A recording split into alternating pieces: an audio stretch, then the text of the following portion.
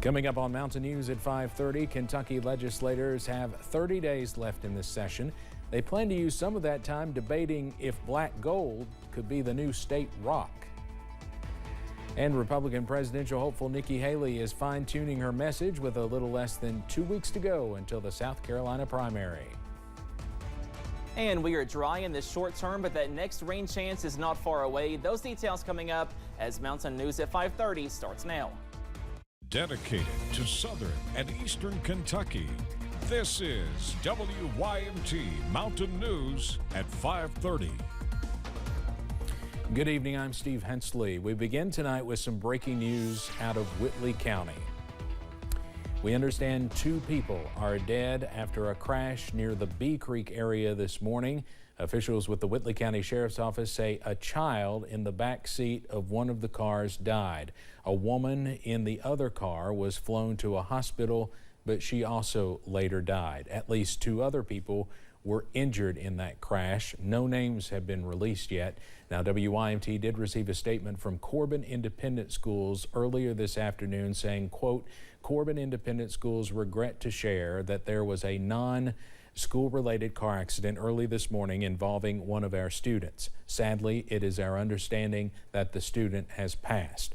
Our thoughts and prayers are with the family and our school community. Of course, we'll continue to keep you updated as we learn more. We have 30 days remaining in our legislative session in Kentucky, and one bill is getting some attention. It looks to change the state mineral and state rock. Alexa Minton explains why this change is being proposed. Coal has been a hallmark to the Kentucky mining industry for years, and for 25 of those years, Kentucky has celebrated coal as its state mineral. There's just one problem. Geologically, coal is technically a rock. Representative Al Gentry from House District 46 filed House Bill 378 last month to change our state mineral, coal, to be our state rock, and to change our state rock, Kentucky agate, to be our state mineral. That is pretty unique that we're the only state in the United States that celebrates our state rock and it's a mineral, and our state mineral is a rock. So I thought it would be a very easy fix and still celebrate both, but put them in their right designations. In 1998, the General Assembly wanted to recognize coal for its heritage and role in Kentucky's history, prompting it to be declared the state mineral. 2 years later, Kentucky agate was declared the state rock. It comes down to different frameworks of vocabulary. Science has their terminology, has their jargon. The legal community has theirs. And so coal, to geologists, is a rock. But coal is mined, and so in the legal community, it is therefore mineral. The change won't affect Kentuckians too much overall, and for tax purposes, coal will still be identified as a mineral resource. But it will allow the Kentucky Geological Survey to remove their disclaimer from the website, saying that the mineral and rock distinctions were made by the legislature without consulting them first. I would advocate for making the change.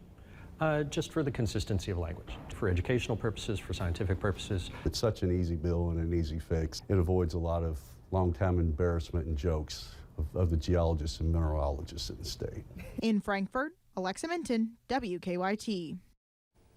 Lawmakers hope to get the bill to pass through both the House and the Senate. We are tracking some improvements in the forecast for the middle of this week. Here's a live look this evening from I-64 in Rowan County. As you can see, plenty of blue sky back in the distance. That current temperature up to 48 degrees for Moorhead, up to 47 for Jackson, also Harlan, 50 in Manchester, 47 also for Middlesboro over in Bell County at this hour. So most of us are close to average on this Tuesday, but we see above average weather as we go into your Wednesday, also on Thursday. Up on first alert pinpoint Doppler after some wet weather and some wintry weather on Monday. We are tracking some dry air on Tuesday, more mainly dry weather on the way for your Wednesday as well. And we stay dry into this evening. Those temperatures are cool. We wake up close to freezing by Wednesday morning in the middle to lower 30s under a mainly clear sky. And again, more dry weather on the way for most of us on Wednesday. A very small chance of a passing sprinkle on Wednesday. Higher rain chances, though, by Thursday. More spotty rain showers and possibly some rain to snow showers by Friday. Models not set in stone with that Friday forecast just yet, so be sure to stay updated. More details on that Friday system, plus a chilly weekend coming up in just a few minutes. Steve? Cameron, thank you. OpenAI CEO Sam Altman is calling for a global regulatory body to oversee artificial intelligence. He said there will be a need for auditing and safety measures in place for deploying super intelligence or artificial general intelligence, known as AGI, but Altman did not elaborate on what an action plan would look like. He said that wasn't for OpenAI to say, but added the company is open to contributing to the discussion. Republican presidential candidate Nikki Haley is facing an uphill battle in the state of South Carolina, where she used to be the governor. A new CBS News poll shows Donald Trump has a commanding lead, but Haley is doubling down on her criticism of Trump as he takes his immunity claim case to the highest court in the land. CBS's Skylar Henry has the latest on the campaign from Washington. It's so good to be home. GOP presidential hopeful Nikki Haley's bus tour is circling her home state of South Carolina Tuesday with a message for voters. We need y'all to get out, and we need you to keep faith. Haley responded to the news that former President Donald Trump wants his daughter-in-law to co-chair the Republican National Committee. Think about what's happening right now. Is that how you're going to try and take an election? A new CBS News poll shows Trump pulling 35 points ahead in the Palmetto State. He's still ramping up his personal attacks, the latest targeting Haley's husband, deployed overseas. What happened to her husband? Where is he? He's gone. He's completely unhinged. If you mock one person in the military, you're mocking everybody in the military. On the legal front, Trump's attorneys have asked the Supreme Court to hit pause on a lower court's ruling, rejecting his claim of presidential immunity following his actions leading up to the U.S. Capitol riot on January 6th. The justices have given special counsel Jack Smith a week to respond to Trump's request before they make a consideration. Billions for campus improvements, grants, and debt relief. The Biden-Harris campaign released a new digital ad appealing to black voters, touting historic HBCU investment.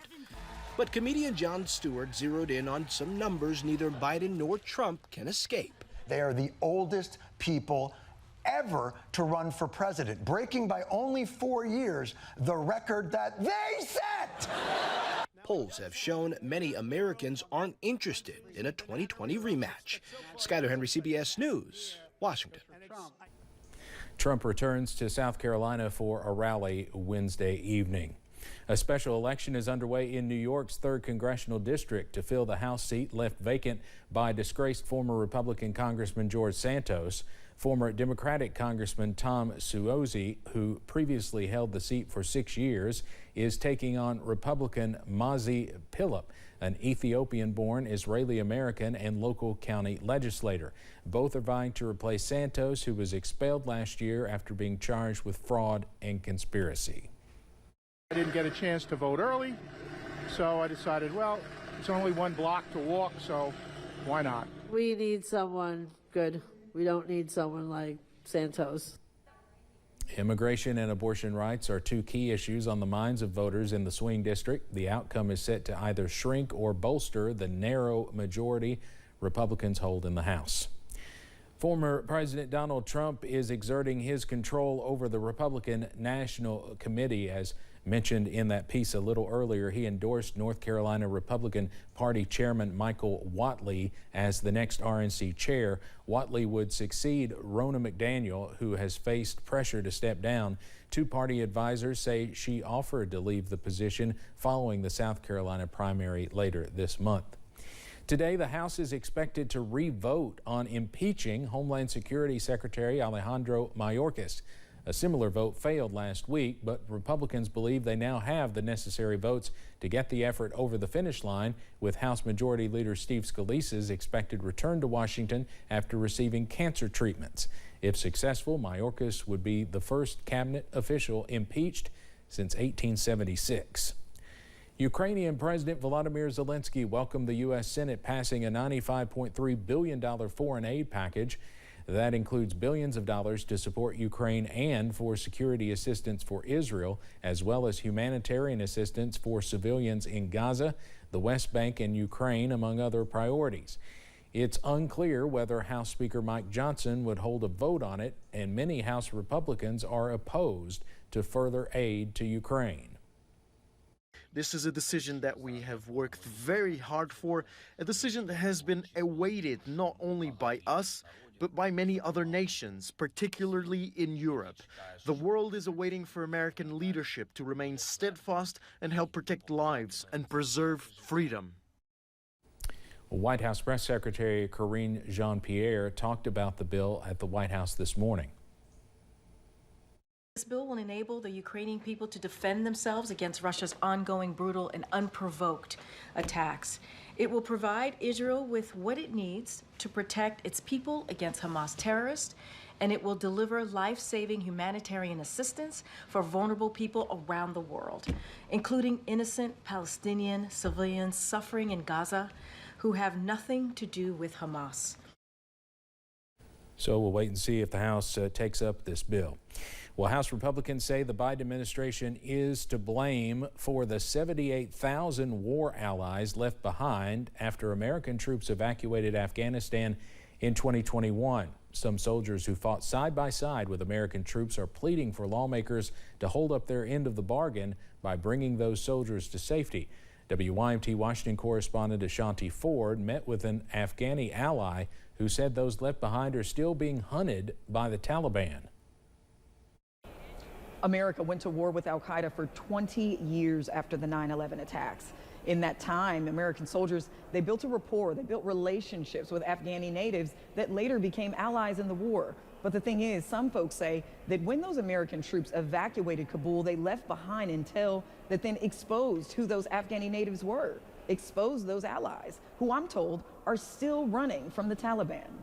And when we were trying to get out from Afghanistan, I cannot describe that with words because it was really, really hard. A moment of life or death for Hassani, who said the Taliban shot and killed people who were standing in line beside her as they fought to escape with American troops. Hassani is one of 28,000 allies who were evacuated, but she says her tactical team and family are among the 78,000 people who were left behind. Hassani is speaking Farsi in hopes of sending a message to her family, who is currently in hiding outside of Kabul. She hopes not revealing her last name can help keep distance between her family and the Taliban, who she said murdered dozens of her loved ones. Hassani describes the terrorist group as a dark cloud over her country. People, they are in humans' body, but I don't think they are human. Several members of the Foreign Aid Committee now pointing to the Biden administration, saying that blood is on their hands. The people are being hunted down and tortured and killed, and these are our brothers and sisters who fought with us, who served with us at great personal expense. Many of us would not be here today if it hadn't been for the service of our Afghan brothers and sisters. The committee meeting to discuss a clear path forward. Many lawmakers asking Congress to get behind motions to bring these allies to safety. This bill, this long overdue effort, is about having the backs of the people who had ours when we were overseas. And it's not complicated, and it's not partisan, and it should have been done a long time ago. Hassani now pleading with Congress and the Biden administration to support the Afghan Adjustment Act, which will not only welcome allies into the U.S. through humanitarian parole, but it will also help allies like Hassani become legal permanent residents and eventually citizens of the U.S. In Washington, Ashanti Ford. Coming up on Mountain News at 5:30, still looking for something to do with your Valentine? We'll tell you about a fun TikTok trend for your next date night. Plus, we could see some more snow chances as we end the work week. Those details after this break.